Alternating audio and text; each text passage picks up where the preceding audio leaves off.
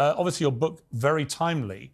I've spoken a lot in the last couple of months of the moral quandary I feel about what is going on in Gaza. I have no moral quandary about what happened on October the 7th.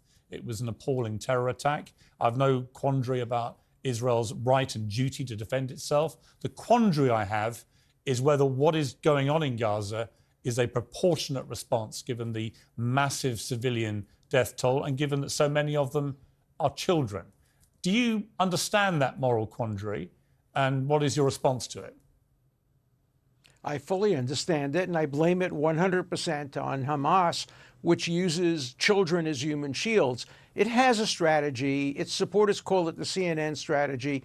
I'm more direct. I call it the dead baby strategy. What Hamas does is they kill as many Israeli Jews as possible, knowing that Israel is going to have to respond by going after their commanders, their tunnels, and their rockets. And so they hide their commanders, their tunnels, and their rockets among babies and children and civilians. And then when Israel responds and tries to conduct a military operation to prevent recurrence of these barbarisms, they bring the dead babies in front of CNN and the New York Times. And the world, of course, sheds tears, as we all shed tears whenever we see a dead baby. And the world turns against Israel. And then Hamas does it again and again and again. It's been doing it for 20 years with great success because the media plays into it. So there is a great moral quandary. But, you know, if I were to rob a bank and hold you, Piers, as a hostage, and then start shooting on the police in an attempt to stop me from shooting, or accidentally to shoot and kill you, under British law, under American law, under Sharia law, the responsible person is not the person whose bullet killed the hostage. It's the hostage taker who's guilty of murder. Okay. So, yes, there's a moral conundrum, but Hamas is responsible for causing it. Okay.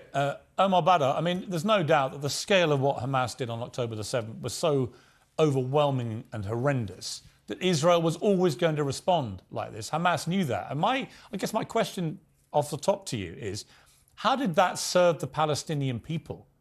How does what Hamas did and the scale that it did it, knowing what the response would be, knowing thousands of innocent Palestinians would die very quickly as a consequence, as well as people in Israel, how did that help the Palestinian people?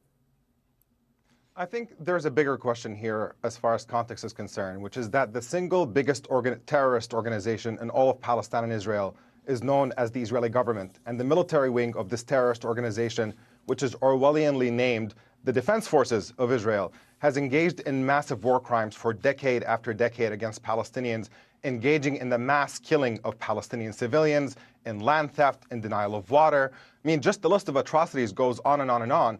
And if we want to just go by a timeline, a question might be, why did the terrorist government of Israel think it can impose decade after decade of occupation and siege on Palestinians and deny them any prospect for a better future, and not think that there's going to be a reaction of sorts? So we have this a little bit backwards. We have this arbitrary starting point of an attack by Hamas, which, had it been confined to military targets, could have been construed as an act of legitimate resistance. But because it also included attacks, horrendous attacks on Israeli civilians, obviously these kinds of acts are indefensible.